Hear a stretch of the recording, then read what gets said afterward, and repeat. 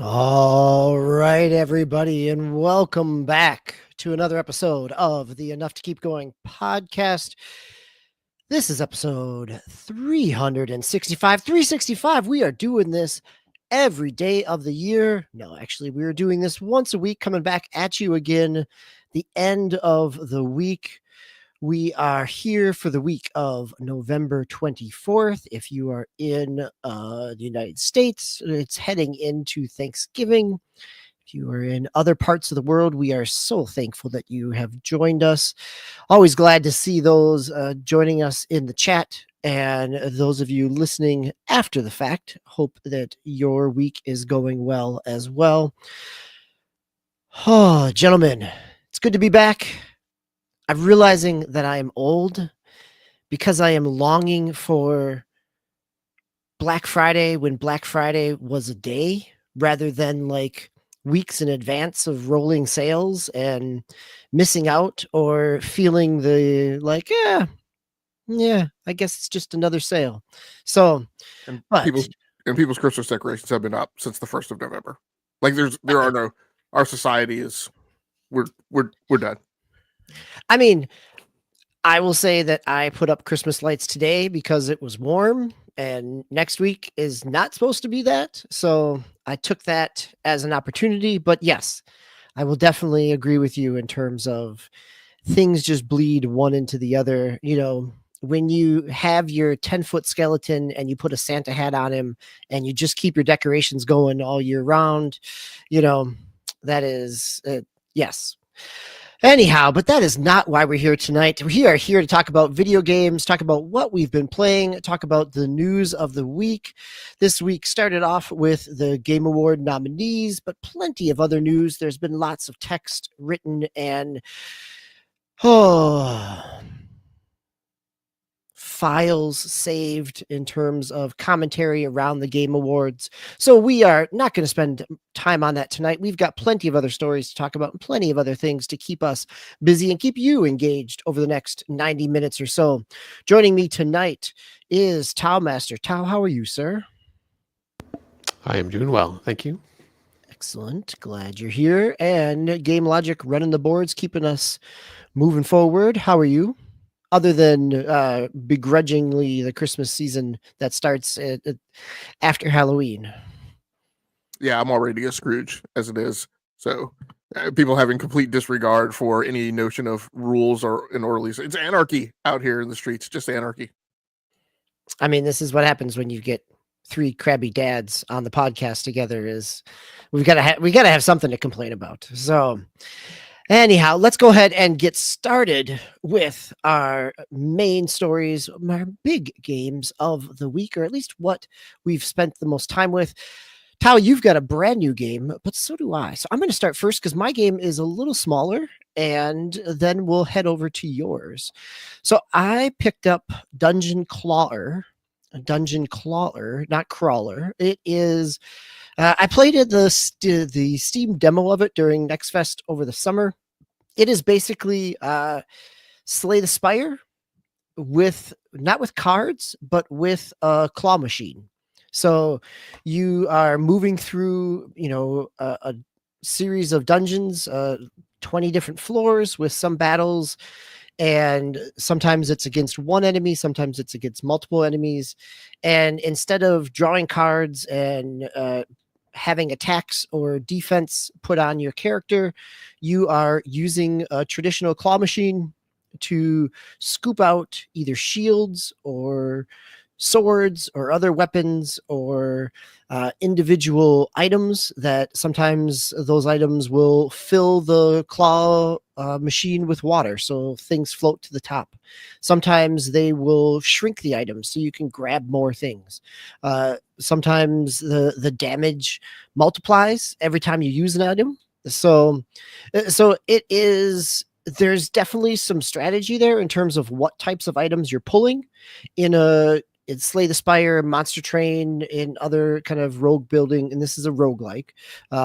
It's an early access, just came out this week, and it, similar to those, you'll see what an enemy is planning in terms of, is it attacking? Is it going to have a defense? Is it going to have some type of buff or debuff? and you can try to time your claw draws strategically in order to get enough shields to block the attack that they're coming with, or to hit them with a variety of items. It is the physics on the claw machine are spot on. They are just as satisfying and frustrating as any other claw machine that you have used over the course of time, in terms of you think you have something, and as the claw machine is swinging to drop it off, it falls out, or something falls out, right? Or there are some items like honey that make a bunch of items stick together. So then you have this big mass of items that you're grabbing, which is great because all of those then are part of your turn. But like a claw machine, it has to get up over the bin to drop it down in. And so sometimes if it's a big unruly amount of physics, that it will catch and tip back in, or not actually tip into the chute to roll out and be part of the attack. So it kind of goes back and forth that way. You have a number of different characters. I'm playing on mobile. It's out on iOS and Android. It's also out on PC. This is the 0.4 release, so it's in early access. It feels pretty robust in terms of there are probably 8 playable characters that have different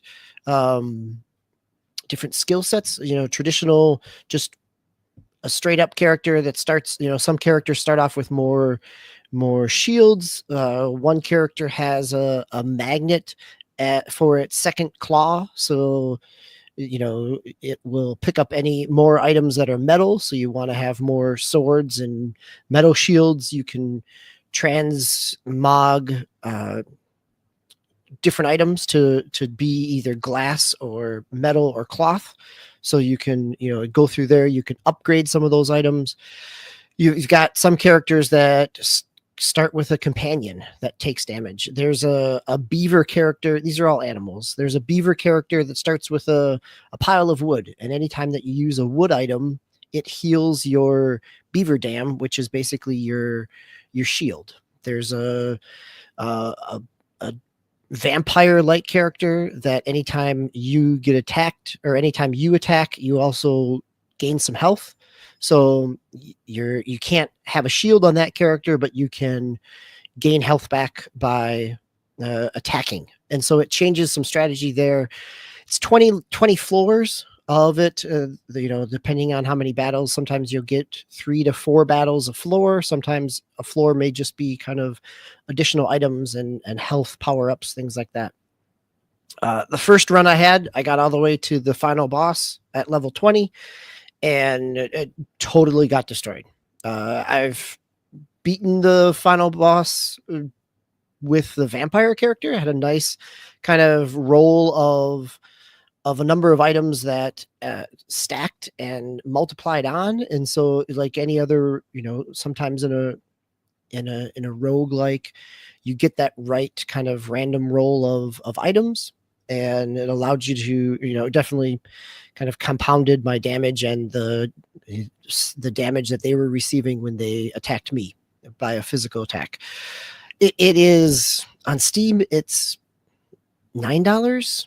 On iOS and mobile, it is $5. And I've, for the price of a sandwich, I've got a lot of playtime out of it over the course of this week. It is my new go-to kind of mobile game. It's got nice saves in it. I think the one thing that I'm finding that makes it feel early access still is that it is a straight up rogue, not even a roguelike. There are no continual or kind of persistent buffs or additives to it, that you die and you start completely fresh. There's, in some other roguelikes where as you go through, you may have some buffs or some unlocks that are persistent, that allow your character to grow in strength or durability over time. and this is very much you are starting fresh each time. So I could see as this evolves that may be something they add in, but for a small little indie game, I'm really enjoying it. It's a nice little palate cleanse and kind of time waster, but also incredibly satisfying because there is some strategy there. So again, that's Dungeon Clawler. So, all right, that is the small little game.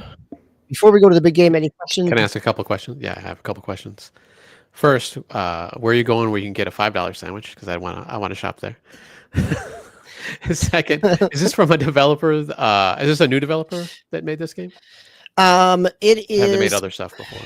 The publisher has made other stuff. The publisher has done Wandering Village and Airborne Island or Airborne Kingdom, some of the kind of sim-based games. It seems to be the first one kind of out of listed as being both developed and published by the publishing house. The Airborne Kingdom and some of the other ones were developed by others but published by this company. So yeah, it seems like it's a smaller offshoot of people within that publishing house. And then, yeah, just the other thing wasn't really my question. It was more of a comment.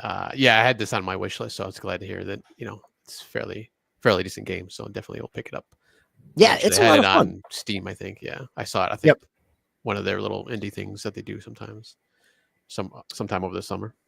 Yeah, I could see that on Steam Deck. It's a great little game for the Steam Deck. It's, very satisfying. You can lost myself.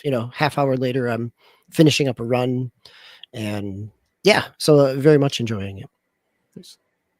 So on Android DBQ, are you playing on phone or on a tablet? On phone. I'm playing on phone. It's touchscreen. Touchscreen controls work really nicely. Just dragging it back and forth on the screen moves the claw, and there's a lot of it adjusts. It's pretty sensitive, so it doesn't feel kind of clunky. That you can get some very minute adjustments in the claw placement with the touchscreen. So on phone, is this a portrait mode game? Yeah. Yes, it is. It's landscape. Yes. Really? Okay. Yeah, you are going long lengthwise, not portrait mode. Yep. Okay. What's the ad model like, or any of that kind of mobile stuff? It is $5 and just play a game. Yeah. There are no ads, no nothing. Yep. Which is also why it's pretty nice to have just a game that's a game on your phone and not kind of a stamina meter, exercise and patience. Yeah. So no, it is. I mean, there's nothing here to it besides simply just the game. There's no extra. I mean, I could see that they potentially could do expansions to it or other types of ads to it, but there's nothing here. I could also see that they could easily do this as a free game that would then unlock, if you only had one character that you could play for free. If their revenue isn't what they were hoping for, they could shift to that type of model pretty quickly as well. Okay. And is there any kind of multiplayer or co-op, or is it just all single player? At this point, no, it's all single player. Be interesting to see what a 2-player. I haven't seen what their roadmap looks like. Right, this is not a 1.0 release yet. It could certainly a 2-player aspect could be, or competitive PvP type of aspect could be interesting when you're both going after the same claw or the same bin of items, or so then there could be a little more defense in there as well of trying to grab certain items or stack things on top of things, so it's harder to get. But yeah, I mean, for such a small game, they've nailed the physics model in that aspect. Are there at least leaderboards? No, not yet. I don't know that there's anything like in terms of what you get kind of a score at the end of a run, but I have not seen any leaderboards. I don't know that there's any connectivity yet. again, it's a 0.4 release at this time, so some of those things would certainly be logical that they could add in. Good. All right. Nate, thanks for joining us in the chat. Good to have you here. Let's move from a simple kind of cartoony mobile game to something definitely a little darker and heavier in terms of S.T.A.L.K.E.R 2, Heart of Chornobyl. Tao, you picked this up on PC. Are you playing this with Game Pass? Yes, yeah, I picked it up on Game Pass. Played Actually, I played day one, which I didn't really have any issues. I know there's some people I think had issues. Technically, I should say, with the actual game. Issues I'm having is I'm dying a whole lot. I think I've died more in this game than I've died in anything ever before, because I've played a little over 3 hours now, and man, just like every zone, like I'm dying like at least a few times, like each time trying to do something. But it's definitely a hard game, and and there is difficulty settings, but I'm playing on I guess whatever the default one is, which is like medium or normal. But yeah, it's super hard, but it's pretty fun. It's they kind of handhold you, I guess, with the map or your compass that you have on screen. And just, I'm sorry, I'll kind of start from the beginning. If you don't know, this is first person survival-ish game so far that I've seen. I have never played the earlier Stalkers, so it's my kind of first foray into this this world, and I don't know if there's any kind of connection to the other games, either with the main character or maybe some of the other characters, like the minor characters that have been in the other games. But you kind of start off as this guy just trying to get into the zone in Chernobyl, where all this crazy stuff is happening. But yeah, it's just normal, like you got normal modern day-ish guns. I haven't seen anything too crazy yet. I don't know if there ever is anything like Alien or anything like that. But yeah, and it's not like the gunplay is bad. Like, it seems fine. It's just like it seems like the enemies are a little bullet spongy to me. And maybe I'm just used to playing all these other simple games where you kill people, like especially Call of Duty, because I'm playing a lot of Call of Duty. Call of Duty hit somebody like 2 or 3 times and they're dead, even on the normal mode. That's not even hardcore mode. But yeah, it just seems like they're super, or I shouldn't say super, but really bullet spongy. Like, even just the normal like human players or human NPCs that you're going against, it just seems they take a lot of hits to kill them, and it doesn't seem like there's a lot of ammo, at least not right now where I'm at the beginning. I think I've gotten past like pretty much the tutorial area, and kind of out in the world now. I believe I think I can pretty much go wherever I want now, but I'm just kind of following just the story missions right now, a little bit here and there. Like, you'll see like they mark like if there's enemies or even like an already dead body out in the world, you can go and check that out. So and search those bodies for stuff. But yeah, it just seems like ammo is kind of scarce so far. So, and you got a knife, which really doesn't seem to do anything or much. There's like a mutant, I guess supposed to be like a pig or something. It sounds like a pig.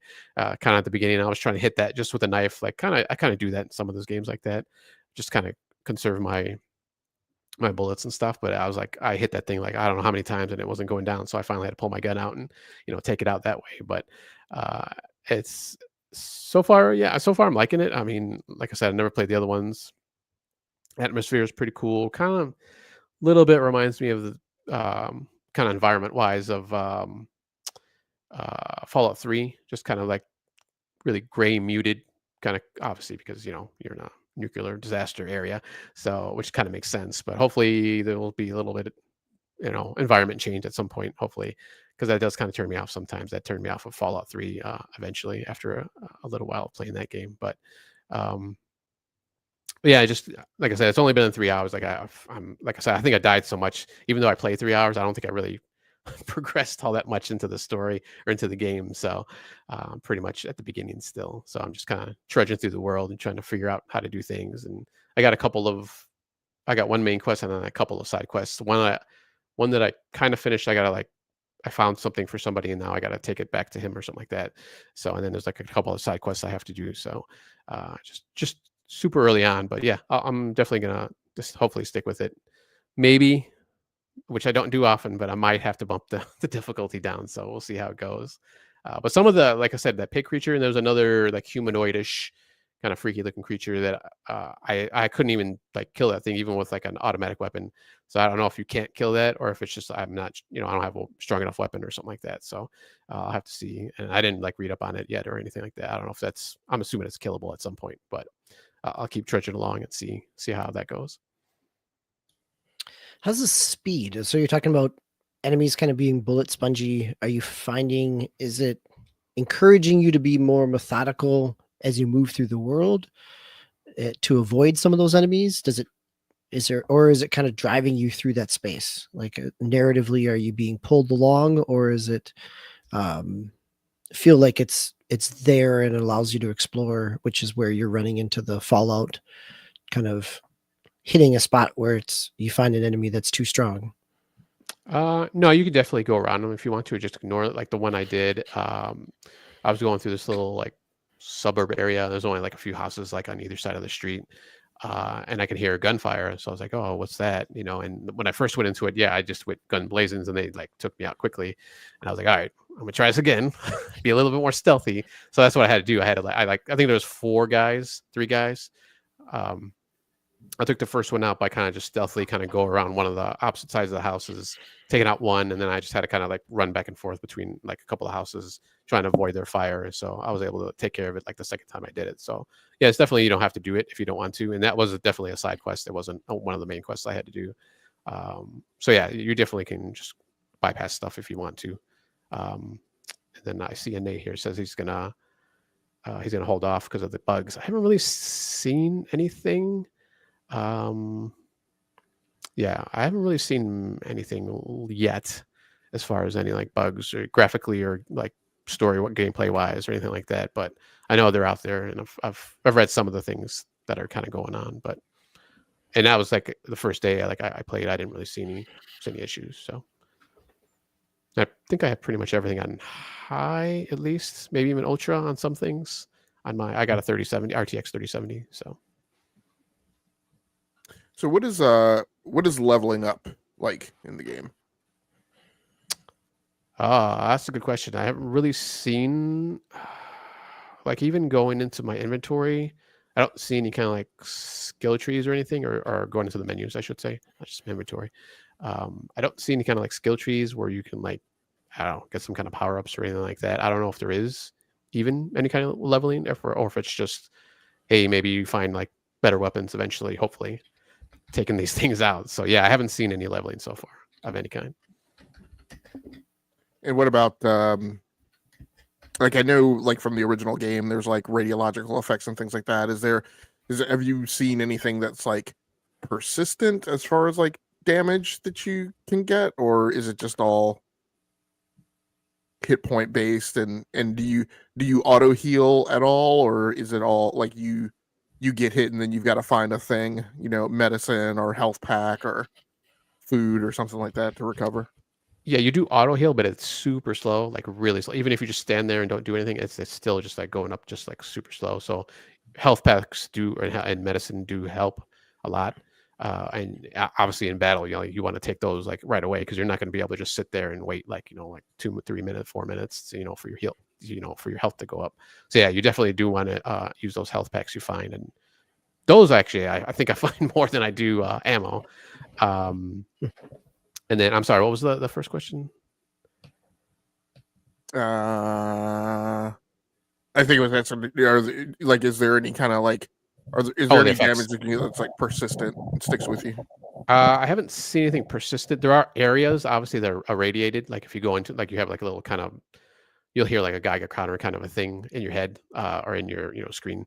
I don't think there is a visual thing in the UI too, where obviously if it's like super radiated, it goes up, it starts beeping along with it. But once you get past that, it just goes away and you don't really feel any effects. But I think there's at some point that will affect you like ongoing, because you do get like some kind of like rad away or whatever it's called in this game, if you do get irradiated too much. So, but I haven't had to use that yet. Not as far as I've seen. I'm assuming that's going to happen though, since they got the medicine for it. And I can't remember what this one is. There any same thing? Is there any kind of multiplayer, co-op, anything like that? No, this is totally single player as far as I've seen. Yeah. Nice. Well, good. Well, let's. Any other questions? Game Logic? Anything else on Stalker 2? Now I'll probably have more to discuss with you. Probably maybe next week or the episode after or whatever. I picked it up too. I just Yes. haven't had a chance to play it yet. Yeah. Okay. I actually want to try it on my Xbox too at some point just to see how it runs. Yeah, I'd be interested to hear a comparison of. Yeah, I didn't get a chance to do it this past weekend, but I just played on my PC at the time. Nice. All right. Well, Game Logic, stay on the mic because we are going to move into news. And as we do, you are here to give us some hardware, some info in terms of techs and specs, in terms of internals related to video cards, and a couple other aspects here. So we've got 2 news stories coming with AMD and NVIDIA. Yeah, so talking about concerns about performance, AMD's future Ryzen socks may feature new chip stacking technology. This news story over on Tech Power Up by Nomad76. AMD has recently filed a patent revealing plans to implement multi-chip stacking in future Ryzen socks, as WCCF Tech reports, quoting a post on X from Cortex. A new patent from AMD shows how future Zen socks could look, basically a novel packaging design that enables compact chip stacking and interconnection by having them partially overlap, as in this figure. I'll try and bring this up on the screen. Crap. Hopefully this. I swear, man. One aspect of changing to Mac is I hate this stinking security implementation that Apple has done. So on the story that we're looking at from Tech Power Up, the image there, as you're seeing here on the screen, what it looks like for audio listeners is kind of 3 chips and then 2 offset in the center and then 3 below. Correct? Am I reading that accurately? Yeah, and I suppose this won't be the only chip stacking packaging. So first of all, let's talk a little bit about the 3D V cache that AMD has been implementing for the last 2 or 3 generations that have been giving it a performance edge with its X3D chips that typically come out staggered a wee bit off or a good bit off from their mainline X Ryzen chips. So with those chips, those chips have additional cache, and in particular, they are if I'm not mistaken, they're vertically stacked on top of the normal core die, the sock of the chip in comparison to the X chip. This time especially, there's been a difference. Part of the way they've been able to render a difference in performance with the 9000 series X3D chips is that I may have it backwards. I think the cache is stacked on top now. It used to be below. I may have that backwards. But what the chip stacking does is it gives them additional advantages in, number one, shortening the distance between the interconnects, between other components of the die of the chip, because now they're just traveling right, like vertically up and down, not necessarily traveling horizontally as much and following additional lengthy routes on the PCB, or on the sock rather. This is what they're hoping to do is gain some advantages in similar manner here on the sock. And if you think about the evolution of the sock, right, all of these components, the memory interconnects, actually GPUs. I mean, the way you get to an APU is you actually have the GPU on the same sock as the CPU itself, and so all over time what's gone on. We used to have this whole notion of North Bridge and South Bridge, and now a lot of those components have evolved and drifted onto the sock. And so over time, the distance between components within a PC, a lot of them have gotten consolidated more and more so on the core die. And so this is yet another element of that. And one of the ways that they're getting to that, as you can see in the image for the people who are watching via video, is they're looking at taking these chiplets that they have that they've implemented in their design, and starting to stack them vertically. so that again they can get more and more on the die.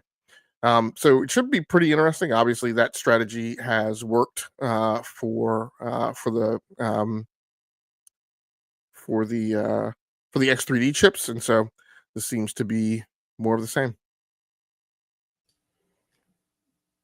Nice. You want to take us into the NVIDIA one? Unless Tao, do you have any follow-up questions or clarifications? I mean, and of course, we don't know how long, right, it's going to take from filing a patent to actually being implemented. But obviously, the state of the industry right now, as far as gaming in the DIY market goes, AMD has Intel in, I mean, what is nothing less than an extreme chokehold. And in my opinion, that chokehold has been in place for several generations, except for the brief blip of Alder Lake, the 12,000 series Intel chips. But other than that, I mean, to me, since Ryzen has come on the market, there's been very little reason to build on Intel.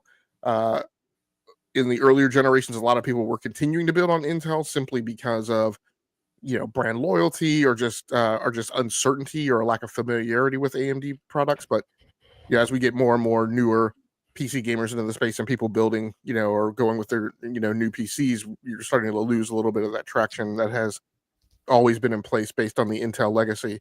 Particularly when you have disruptive things like what has gone on with Meteor Lake and Raptor Lake with the 13,900 and 14,900 chips. So over to NVIDIA now. This news story over on TechSpot by Daniel Sims. The RTX 5090 uses NVIDIA's biggest die since the RTX 2080 Ti. Trusted leaker Megasized GPU recently claimed that NVIDIA's upcoming GB202 graphics processor, which will power the GeForce RTX 5090, uses a 24mm by 31mm die. If the report is accurate, it might support earlier rumors claiming the graphics card will retail for nearly $2,000. So this, I mean, if these rumors are true, this is the largest die for the GPU core that has been in place since the 2000, since the 2080 Ti. The 2000, so the 2080 Ti, again, larger GPU overall. Then there was a size reduction, I think for the 3000 and the 4000, and now we're going big again. All of this, the point of all of this is leading in the direction of, we're hearing crazy power requirements and potentially, and what that's going to mean is the TDP is going to be high. These cards are going to come out. They're going to be Mongo size cards. They're going to have big, huge cooling blocks on them. And so it's going to be interesting to see, what happens when these things land. And then typically when you see the, you're going to get the NVIDIA, stock arrangement. But then you're going to get everybody doing AIBs as well. And what the vendors tend to do with the AIBs is they tend to then add, size of cooler, add an additional fan, things of that nature. And so these things are going to be pretty large. 21,760 CUDA cores is what's being discussed. Potentially 32 gigabytes of 20 gigabyte per second GDDR7 VRAM. So hopefully what will come out of this generation more than anything is a little less of the stinginess with the RAM, at least at the top end, with the VRAM, at least at the top end. We're also talking about a 512-bit bus. Obviously, this generation, we've had to deal with things like 192 and 256-bit buses, whereas, my 3080 Ti has a 382-bit bus, 384-bit bus. So hopefully we're going to see a reduction in the amount of stinginess of the primary pathways on this card and the resources. Of course, unfortunately, what that's going to mean is potentially higher prices. But we will see how it goes.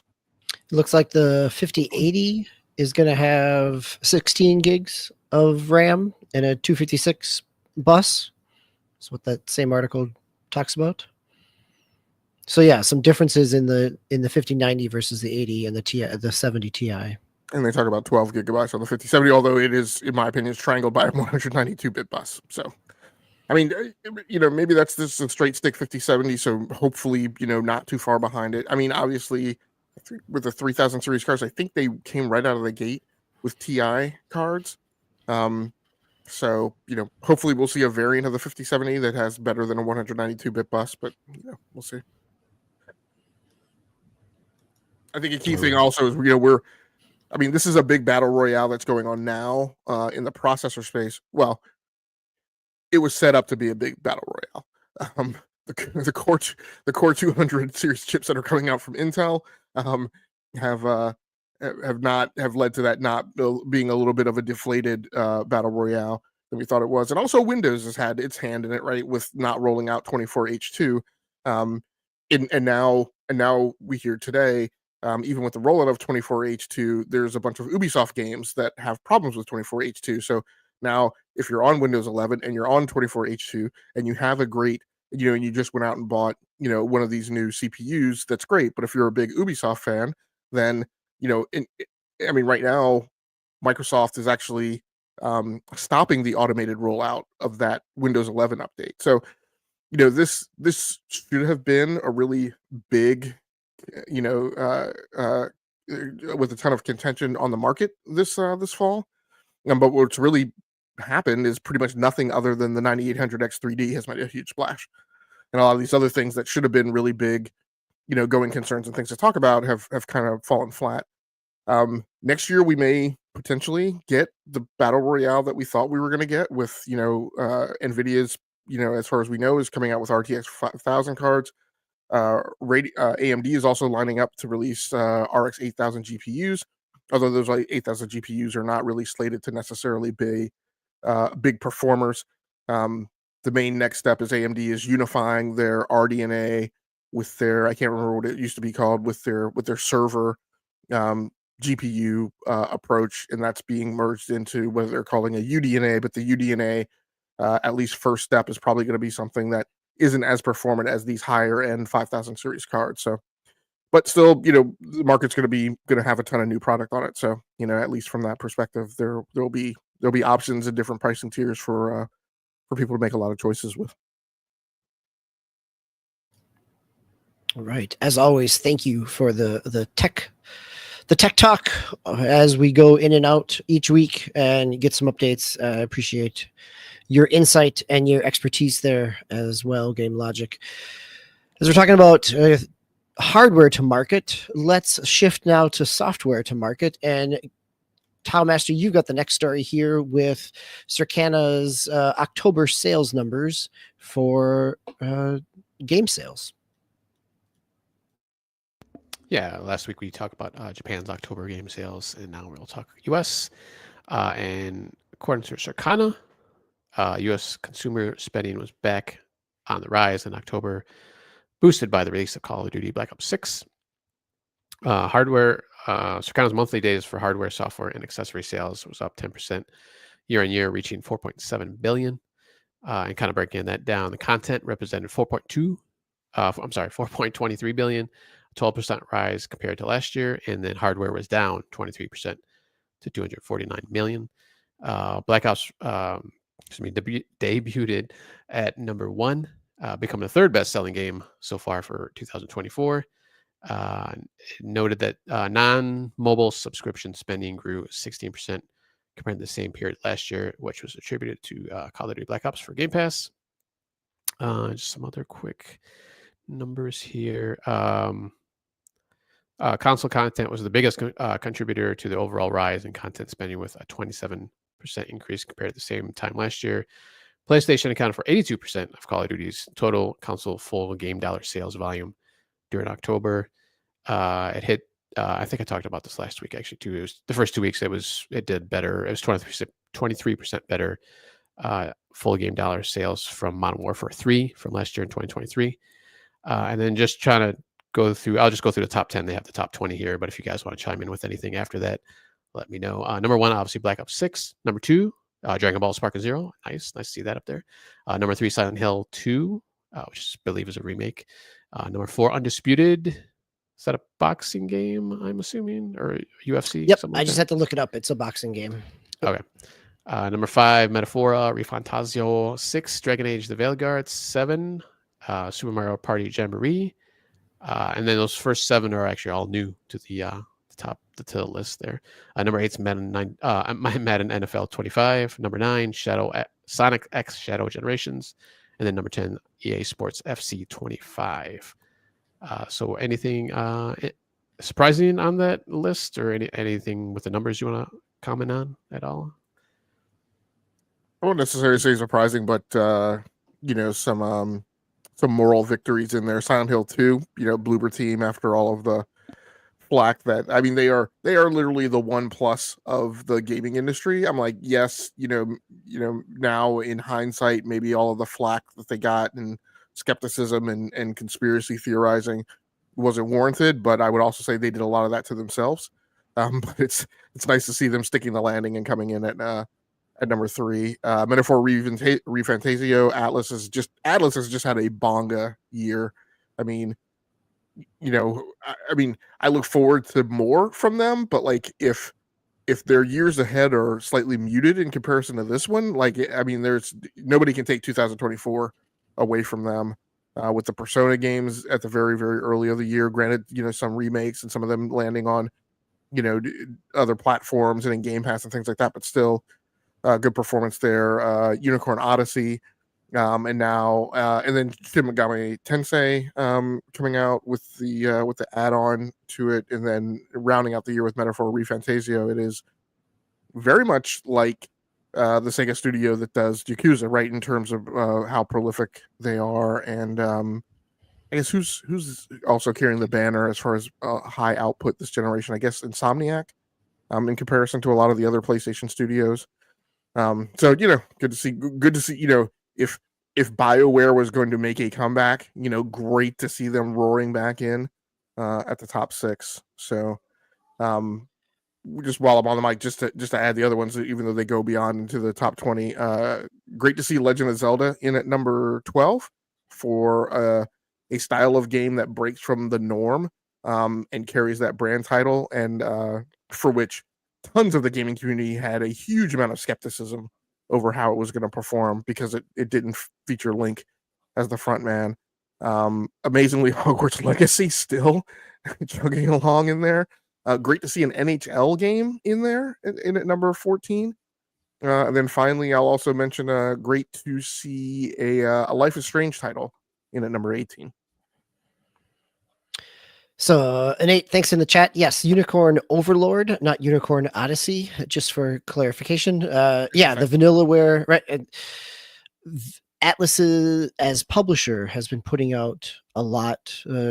Unicorn Overlord is a Vanillaware, but published by Atlas. So there's a lot there. You called out Hogwarts Legacy, the fact that we're talking about a 2023 game still in the top 20. A year on is a great sign, and it's not like they suddenly came out with a big new update. It's just it's got a lot of legs to it. One of the 2 other games that I want to call out here are NBA 2K25 being down at 17 in October, which is when NBA season starts. Like having the other sports franchises up higher in terms of sales is interesting. I would anticipate that it's going to see some bigger sale numbers in November because right now it's 40 to 50% off or more during holiday sales. And Final Fantasy 1 through 6, the Final Fantasy remaster bundles, not the remaster, but the pixel remaster, coming in at number 19. I think that's surprising in terms of it's been out for quite a while, but I think it must have seen a restock because it's now gone on sale a little bit and is easier to find in stock on Amazon and some other sites. So potentially that helped get it into the top 20. Yeah, I was going to ask about that. I didn't know if there was like a re-release on some other system or something, but I didn't. No, it's a 1 through 6 bundle. It's on, it's out on everything digitally, but the physical copies are, it just came out in October on Xbox. Okay. And then there's physical disc versions for PlayStation 4, which have just gotten discounted in the mid 50s. And there's a Switch physical cart as well. Nice. So no, it's been out for quite a while. I think it's interesting to see that bundle, maybe the bundle took a price cut, which gave it a bump in sales. Yeah, and then the only other comment I guess I have is Minecraft's still in the top 20. I don't know who's buying that, but it's still out there. I'm glad though because it's a great game. I like it. So I'm wondering about the confluence of some of the data here, and we don't need to dive super deep because I think some of the conclusions that people might draw, I think, are sketchy. So hardware was down 23% year over year. Now, last year at this time, inflation was 1.5% higher ish, I want to say, than it is now. So this year, Yeah, inflation is less now than it was last year. Correct. yeah, not the huge drop that we got from 2021 down to 2023, but it has come down a little bit. So with inflation lower, console sales are down, hardware sales are down almost 25%. Like they're 3/4 of what they were a year ago. Is this the console generation or what's going on there? Yeah, I don't. That is an interesting piece to see. You usually see hardware sales continuing to increase until you kind of hit a plateau in a generation, as you're potentially alluding to there. It'll be interesting to see. I'd want to know what September sales are like, and I would anticipate also it could also be that, as we're seeing now with, as I talked about at the top of the show, a lot of early Black Friday sales or holiday sales, we're seeing steep discounts where PlayStation 5s are now sub $400, that the 1 terabyte Xbox Series X is $399. Potentially we were in this window of time where people know that there's sale discounts coming, and so the incentive to purchase new hardware is maybe decreased or diminished. But if we see sales down year over year this year again, I mean this month in November, I think that would be a really interesting question of what does this mean for the generation. I wonder if this is. I mean, you bring up a good point with some of the new hardware that came out. I'm wondering if this was also a chilling effect by the impending PS5 Pro and the new Xbox SKUs. Where, because I can't remember exactly when they launched in the month, but it was definitely mid to close to the end of the month. So and maybe PS5 Pro didn't ship till Was beginning of November. November. Yeah. So I wonder if people were holding off in the month of October, waiting for new SKUs to drop, or waiting to see if when those new SKUs hit, if the other stuff, right, if the older SKUs would go on sale. If we get a knock-on effect of a price lowering. All right. Nope. Sorry, I had one other thread to pull. Yeah, please. But before, Tal, were you about to step in and say something?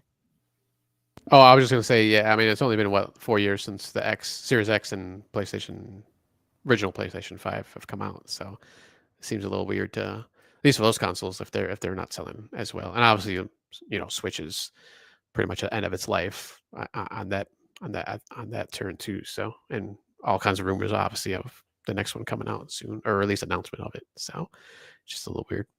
Yeah, but that's a good point. I mean, I would expect that even last year there were still tons of Nintendo Switches that were selling in October, whereas there's probably virtually very few being sold now. So Call of Duty, non-mobile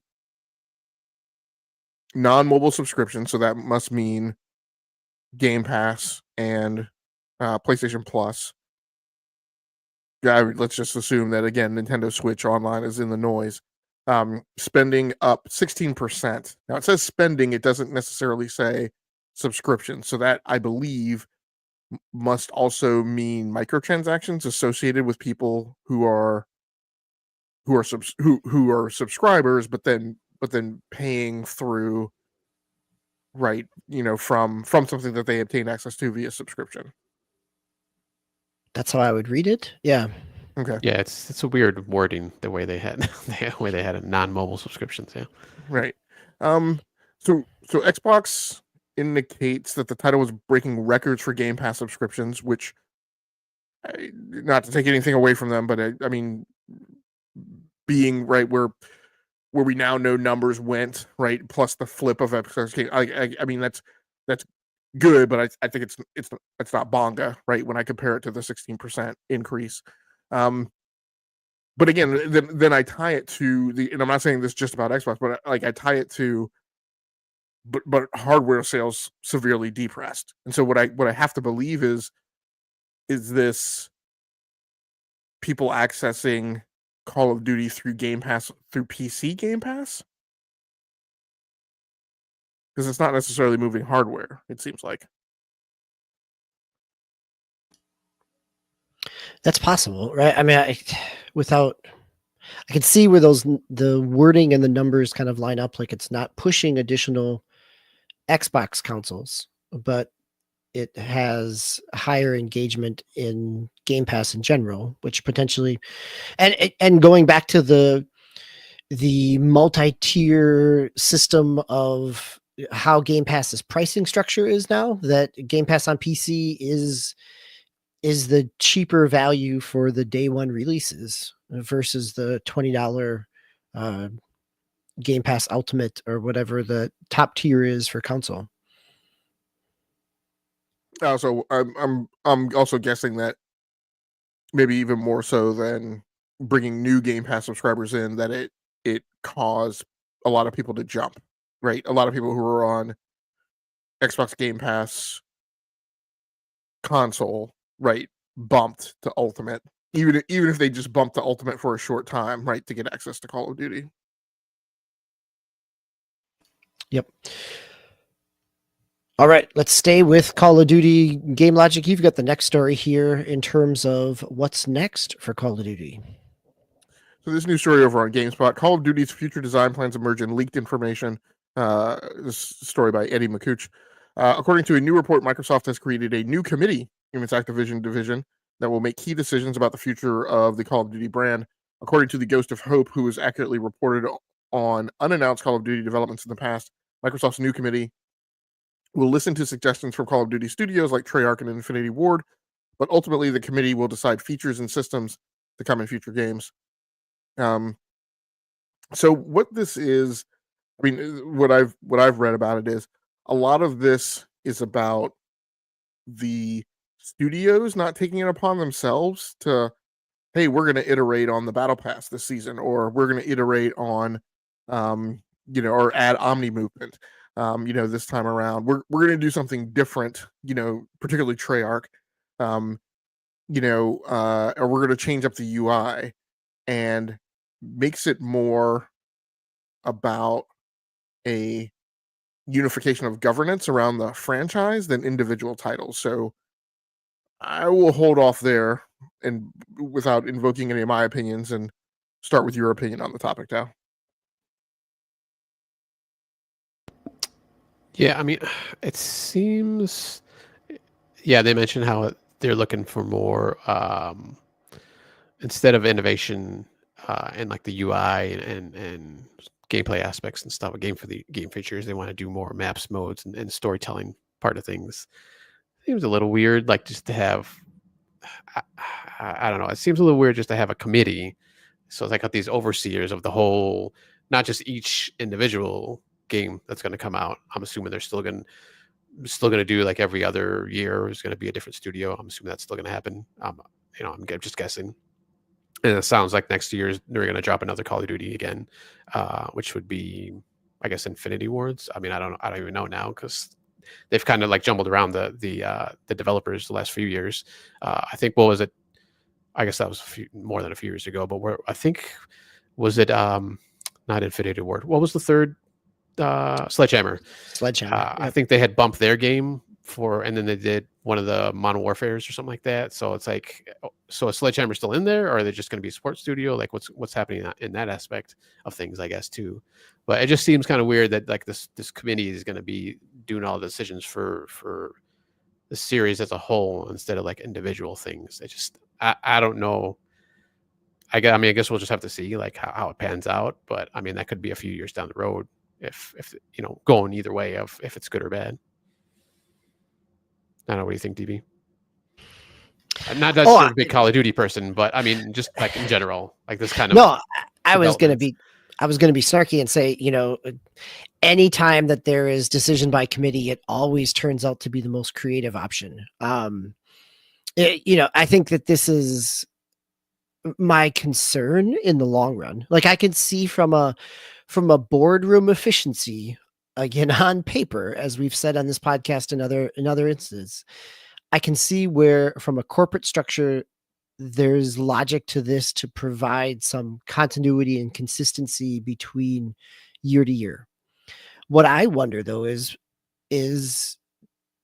that what the community wants? Like, has there been benefit to the cycle and the creativity that comes with the cycle of knowing that Treyarch is going to do something a little different than what Sledgehammer and Infinity Ward have been doing? And, sometimes that feels like a reset. Sometimes it feels like a regression or a progression, but it makes it feel a little different each year. For an annualized game, it has some fluidity and variability because of the 3 development teams and the kind of lack of overarching committee direction.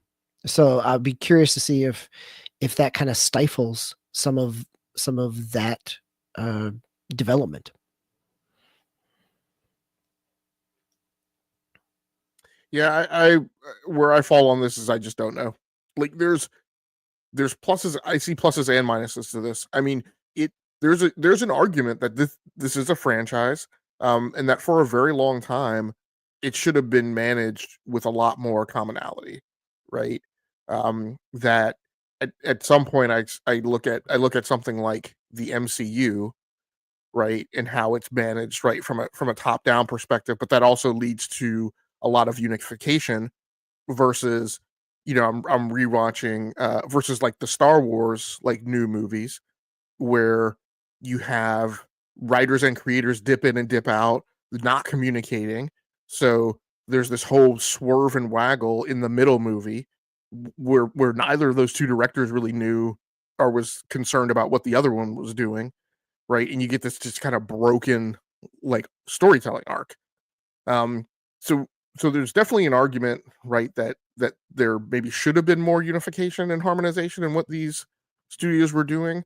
But like you said, right, then what it saps away is the uniqueness, right, the unique approach. I mean, for all the criticism that Sledgehammer gets, I'm gonna still contend that, at least for me, that Sledgehammer WW2 Call of Duty was still one of the best single player campaigns that I'd played, and I love that story. Josh Duhamel, I mean, quite honestly, I mean, I feel bad for him as an actor. Josh Duhamel, in my opinion, has never done a live acting performance that equated to his voice acting in that WW2. That's been his best performance, quite honestly, from what I've seen. I mean, far exceeds anything that he did in the Transformers franchise with Michael Bay. So, I was about to say, come on, Transformers, man. I mean, that's a pretty high bar. You're really, woo. So now I think where I would fall on this is highly driven by like the way I've heard this thing about the committee is it has sounded to me like it's a group within Activision. So if that's it, then I'm okay. But then every once in a while, I hear the commentary that there's Xbox people or Microsoft people involved as well, and that, in my opinion, would be bad. Like, I don't need the people who were involved in any way or anywhere near, what went on with Halo, like with a seat at the table. Like, I feel like the Activision people will do just fine if you put Treyarch and Sledgehammer and Infinity Ward at the table. Like make those 3 talk. I think that's the extent to which you need to invoke, right, some level of additional governance. What I will also say is this, again, also makes sense to me, although it causes me trepidation in that, again, I go back to things that happened with the merger, right?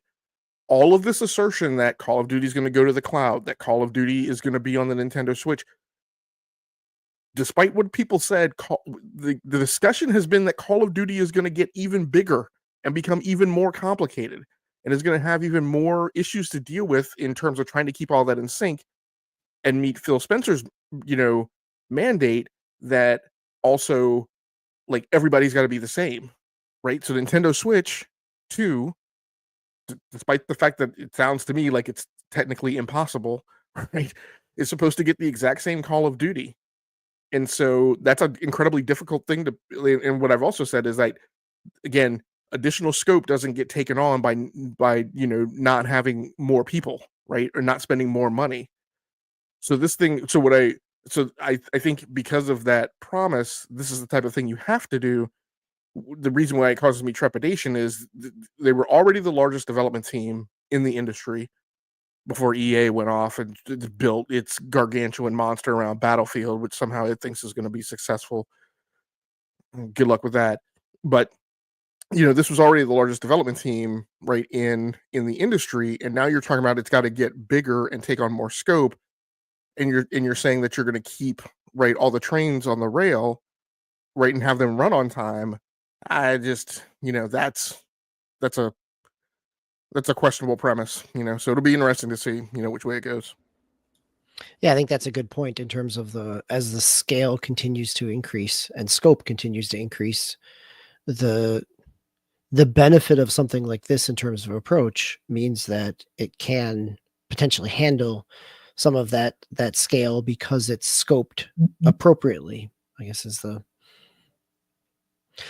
All right. Well, before we head off into our roundup, which will include a little bit more Call of Duty talk, let's. I got one more news story here. This one kind of took me by surprise, which I guess it really shouldn't, given that game developers appreciate sales and money. That Square Enix announced that they're teaming up with Lightspeed as a mobile developer to release a mobile version of Final Fantasy 14.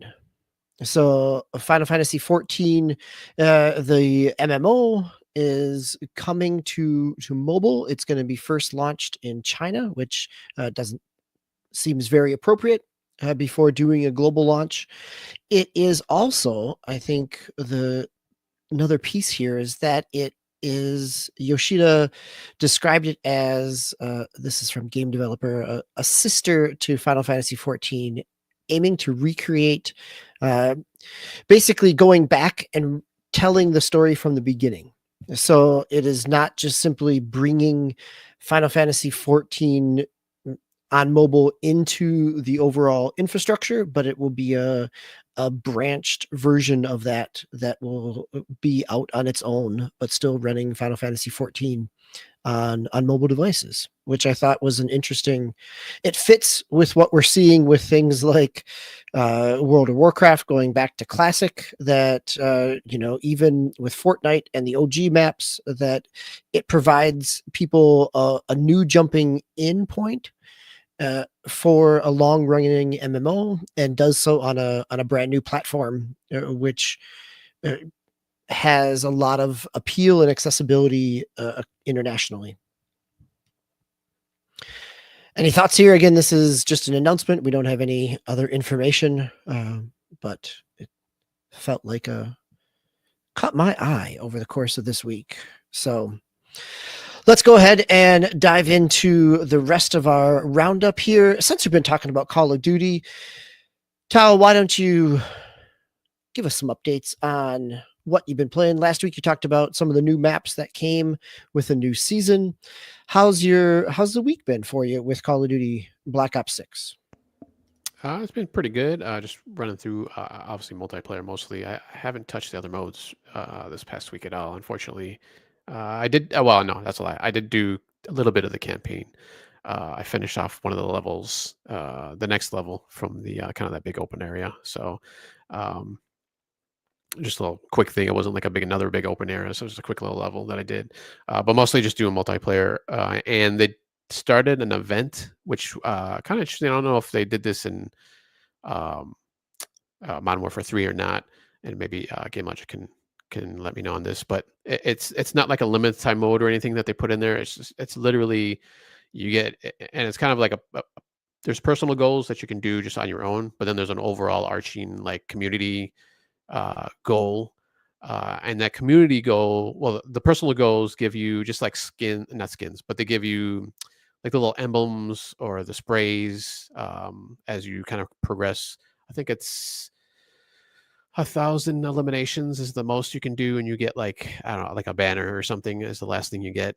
But the overall community ones actually, and these are like super high. I think like the lowest ones start at like 5, maybe 4 or 5 billion eliminations, and that unlocks a new. I think it was some kind of attachment for a gun, and I can't remember what it was. It was like a stock or something.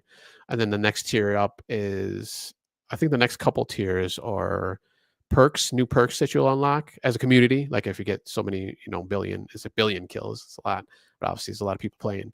And I think the very last thing is, I think it's a gun. It's a new SMG or pistol of some kind. It's 9mm or something, which obviously that could be either one because they use that kind of ammo. But so I just thought that was kind of interesting that they're doing that kind of like event and not just like a limited time mode event like they, like all other multiplayer games and sometimes battle royale games will do. So I don't know Game Logic if they did that in Modern Warfare 3 or the last couple Call of Duties, if you remember anything like that.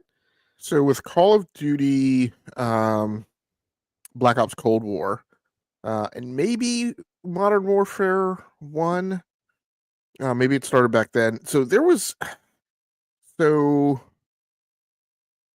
I can't remember now if the app does anything for people anymore. But during Modern Warfare 1 and Call of Duty Black Ops Cold War, there was the companion app, and you would run the companion app on your mobile phone, and it would give you visibility to like all your stats and all your weekly and stuff, and you could keep track with like what you were doing when you were away from the game.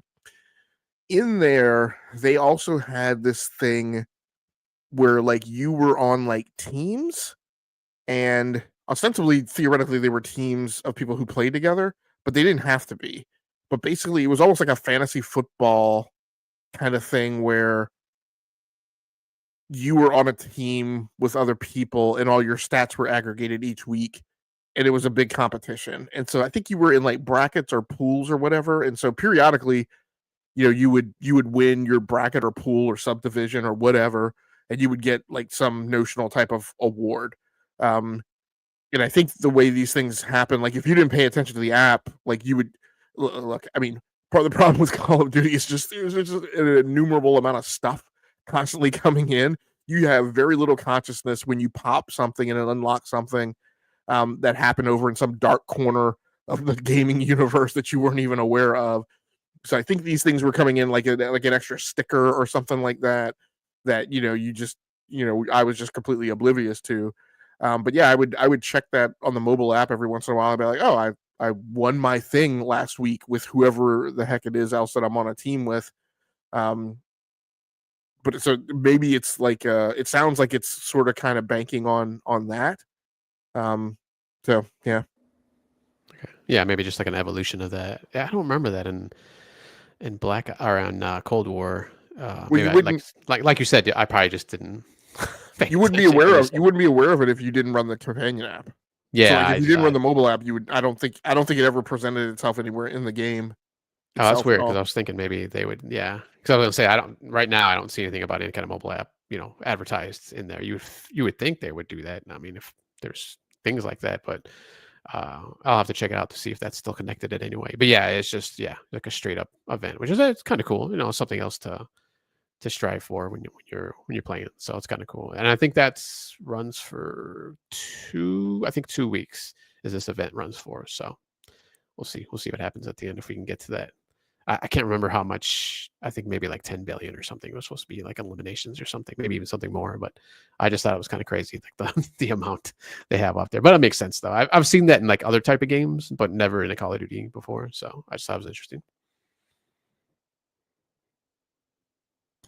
Nice. And Tao, you've also been playing a little bit of No Man's Sky? Yeah, I jumped back into No Man's Sky. They have the expeditions that they run every so often.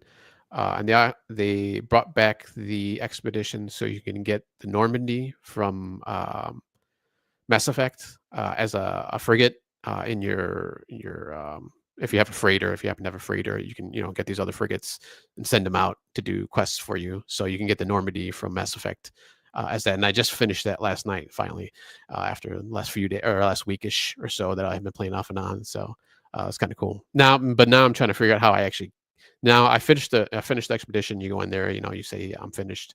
You come back and you collect your stuff from the I want to say Atlas. It's not called the Atlas. It's that giant space station you can call in whenever you want. So you go in there, and there's a section where you can go in to get your expedition rewards.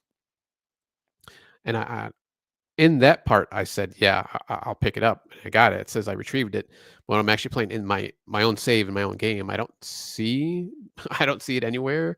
Like it didn't appear like on my freighter when I was looking in there. Like I only have one other frigate right now that's selectable, and that was like the original one I got when I got the freighter. So I don't know if I have to do something. I have to look it up maybe and just see how I call the Normandy in to be one of mine. So it's kind of weird, but other than that, yeah, I just finished, like I said, I just finished that, so I'm going back to my save. And when you're in those expeditions, I think they kind of boost you up a little bit too, and on like what you have already, because obviously it's a limited time. I think they're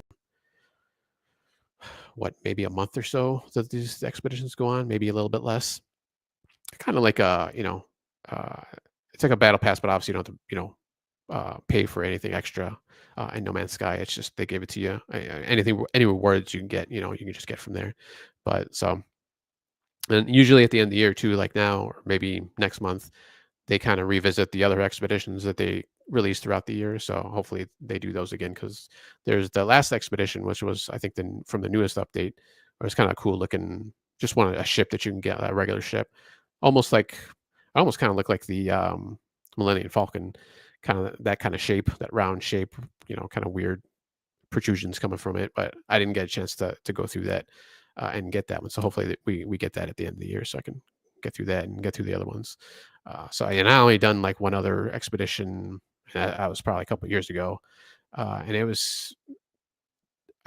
I don't want to say complicated, but you got to do like I think more stuff with these expeditions now. Like there's different. I think there was like 7 phases altogether, but really 6 where you actually had to do something like in each phase. Like just at least for this one, I don't know if they're all like this, but the first phase I just had to go to a couple planets and talk to people and gather certain things, and and it opened it up. But then they progressively got harder, and it's not really that much harder, but it's just stuff within the game. Like if you've been playing for a while, you kind of know how to do it anyways. So it's just kind of cool. I kind of like them, but yeah, I'm gonna kind of keep going with that. Nice. Yeah, that's as Nate said, the Normandy having that is a nice kind of fun crossover there. Speaking of space, let's Game Logic. You've been playing some Space Marine 2.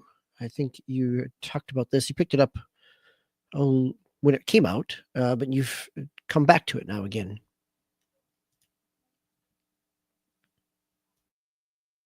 Yep. So this will just all be all stream of consciousness and all muddled together with my last few games. So yeah, that's just. I would say first thing to mention is that what I'm concurrently doing, or actually I started in between my going back to Space Marine 2, is inspired by the news story that came out a few weeks ago from the Steam hardware survey that like 51% of Steam users have transitioned to Windows 11. I also started that transition this weekend. I just decided that, look, I don't want to get caught, at the last minute, not thinking about the fact that Windows 10 support ends October 2025. I'm likely to acknowledge that and then ignore it and do nothing about it until like the last minute and then have to do stuff. So I've actually started that transition. So I've got a few PCs that I've moved over. And while I've been doing that, I also figured out how to do it without signing into my Microsoft account. So I'm living a little slightly lighter weight, more higher quality of digital life right now, not being signed onto my Windows boxes and not using OneDrive in ActiveSync anymore. So yes, I did go back to Warhammer. So I did the first session on Windows 10, and now I've gone back to the second section on Windows 11. Still not like super happy with performance of the game. I am playing on an RTX 4070 Super right now, but visual quality of the game looks gorgeous. And I've actually cranked up the visual quality a little bit, and it just looks great. I have a ton of fun playing it. But the problem with Space Marine 2 to me is there's There's lots. It spends a lot of time just being a kind of big dumb shooter, and that's okay, right? It spends a lot of time like in Michael Bay's world, and that's fun, and it's it's aggro, it's Gears of War like. But then there are times when it just the fun just takes a little bit of a nosedive when there's just tons of enemies on screen. You're just being constantly flooded with Tyranids, and it's just button mashy, and there's no elegance or nuance or sophistication to the combat at all, right? Just because you can't, like, you literally can't see enough on the screen, right? But I just had one major boss battle with I think it's called a lictor, and it is literally like the predator. So like it goes camouflage and you can't see it, and so you're reacting based on where you hear the thing. And so that was a good encounter. So yeah, I'm enjoying it. Like I said, the fun takes a bit of a nosedive at times, and there are times where you're just like you're getting hit from some direction that you can't even tell, and it just becomes a little big, loud, and noisy. It is like to me, it's like that. I know I'm doing a lot of movie analogies tonight, but it's like that scene in Man of Steel where he's fighting Nod, and like Metropolis is just being absolutely destroyed, and you're like, and like you're having fun again. It's aggro, and then at a certain point you go, hold on a second, like this is way over the top to even what's like a modicum of acceptability, right? So it just gets it just passes that threshold of like becoming like too noisy. Um, That's interesting you say that, because I remember when it came out, I was reading some reviews of it and some people referring to it as a great 360 game, right? In this kind of like headspace of just kind of being wearing its earnestness of over the topness on its sleeve. yeah, yeah. Um, so and then I've also been playing World of Tanks and World of Warships. So nothing too much to report with World of Warships because I've been back to that game. I think the most interesting thing over this past week is I think I've hit this evolutionary point, right, as a gamer where I finally realized that in Tao and I have talked a lot about it, a lot about this, where for me, and we've had differences of perspective like over the years. I think at one point I made some comment about, maybe snarky comment about live service games versus like single player games, and how you expressed it like there's time for both. And and at the time I let it go because I was making a snarky comment. But then like a year later I realized, no, actually I wasn't making a snarky comment. For me, I'm in the live service lane, right? And when I'm in that lane, I don't have time, right, for single player games. Like I can't get back to even like my like flight sims and driving sims.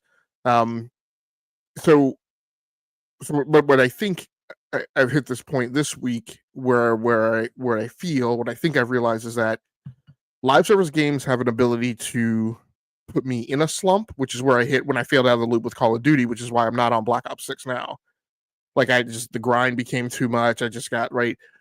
But I've realized this week I'm like, but then they have this ability to also pull me up out of a slump, right? So I think what I'm going to try and do now is just do a little slightly shorter cycle of kind of cycling on and cycling off, right, into and out of live service, rather than playing a live service stuff to the point of exhaustion and exasperation, and then jumping over to single player stuff and then playing that to exhaustion or exasperation and then jumping back.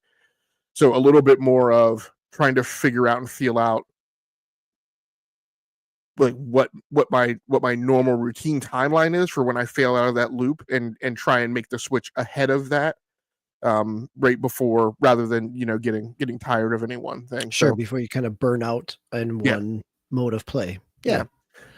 So like I said, went back to World of Tanks this week, and great Scott, man. That's it's got to be the busiest UI of any live show. Like there's just stuff like all over the place. Like it's so difficult to get down to a paradigm of a do loop of, okay, in between battles I need to check this, I need to check that, I need to check this, get in the tank, right, and go. I think I've gotten it down and figured it out, but great Scott, man. Like um but basically now it's like I come out of battle and it's train my crew, go to the tech tree, unlock stuff, level up, buy leveled up equipment. There's a third. Oh, then fit the tank out with the right type of ammunition. I screwed that up. This one of the matches. Like I had purchased ammunition, but I'd purchased like each of the 3 different types of ammunition that I had on the tank, and I said, okay, when I go into battle, I'm gonna expend all it, and I like screwed up like which consumable was which consumable. So I was like firing rounds of one type, and so, but we figured that out too. So I am back into it. What I will say is the World of Tanks. It's interesting. World of Warships, that chat box comes up by default. So whenever anybody talks, you see it in the chat box. I think World of Tanks, you have to turn it on. So like I haven't seen any of the chat, right? And the point is that both of these communities, I think World of Warships is a slightly nicer community, and I feel like I've always felt like the World of Tanks community is like super toxic by routine. Just like people are like complaining about people not playing the game properly when we're all going against bots and playing co-op, and I'm like, come on. World of Warships has the potential to get like that, particularly when you go into PvP. But I will say, by and large, people are like pleasant, right? But the 10% that they're not, it's like really bad. But interestingly enough, like I said, I've been back to World of Tanks this week, and I guess that chat box is something you actually have to call up to see what people are saying in there. But yeah, I've had a lot of fun this week. I guess I'd forgotten that I was actually a halfway decent World of Tanks player, so I've actually had a ton of fun going back to it. And I think this week I went back to it with being slightly more intentional and like really investing in the do loop and the service, and like rounding out, continuing any notion of like career progression in World of Tanks. On World of Warships, I think unlock my first class tier 6 battleship. I think either tier 6 battleship or cruiser, or maybe one of each.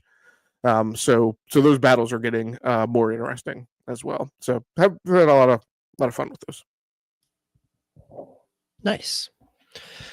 All right, we're getting close to the end here. I myself, outside of, I've been still kind of playing away at Forza Motorsport, working through every couple of days. There's another unlock around the NASCAR series for this month with their season, and chipping away in my NCAA college football online franchise or dynasty, and playing in the national championship this week against another player.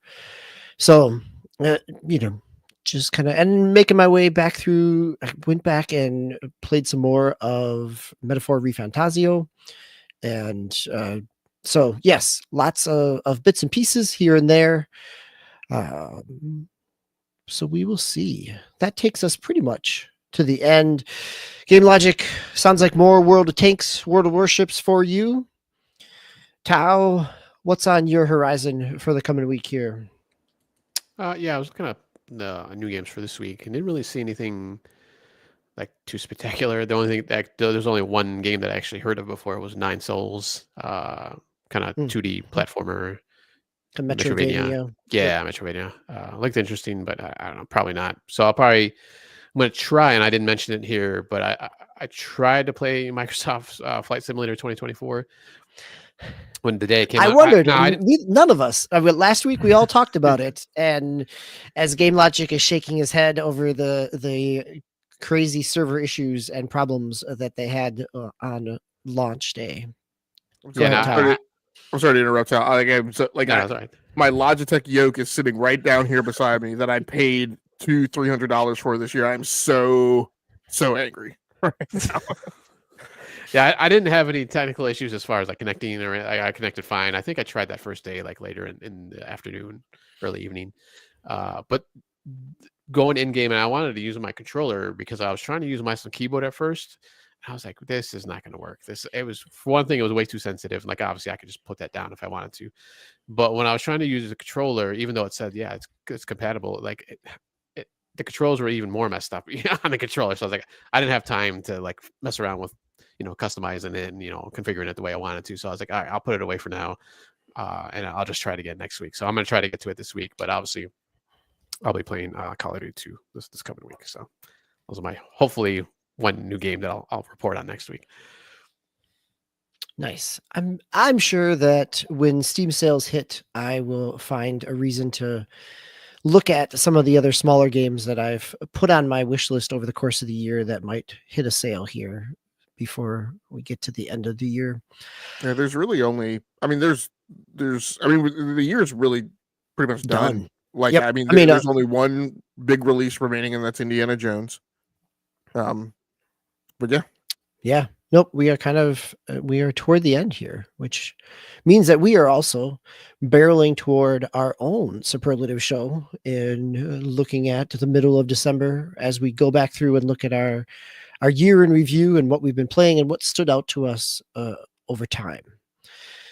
So, but we will get there. We've got a couple more episodes before then. We'll get through Thanksgiving here in the United States and saunter up back next week again for another podcast to talk about some of those games that we just think we might be playing and other things that kind of strike our fancy. Any other news that comes up, anticipate that this will be a slow news week, but every time that we say that, something usually drops. So we will see what comes next. Nate, thanks for joining us and the conversation back and forth. Everyone else who joined us, appreciate you and glad to have you here. If you've been listening after, as we've posted it either on YouTube or on wherever you grab your podcasts, glad to have you listening. Always feel free to join us as we broadcast on Sunday evenings around 8:00 Eastern time. As we head in, we will be with you again next week, which brings us into next week will be the 1st of December. Wow. So coming into December, and that will be episode 366. Well, I hate to do logistics live, but will we be here next Sunday? So that's the Sunday after Thanksgiving. Let's talk about that after the podcast. And we can, but I guess, yes, maybe we should decide if we're going to tell people that we're going to be here. So yeah, be on standby. Keep your eyes on the YouTube page. People on Twitter and Blue Sky can follow me there, but we'll put word out once we figure it out. Sounds good. We may be taking our own Thanksgiving break here to come back, or maybe not. So excellent. Game Logic, thank you. Talmaster, thank you. So for myself, DBQ Hams, Game Logic, and Talmaster, this has been episode 365 for the Enough to Keep Going podcast. Thanks again for joining us. And until next week, or until next time, play the games you love those you play with, and be kind to yourself. Good night, everybody.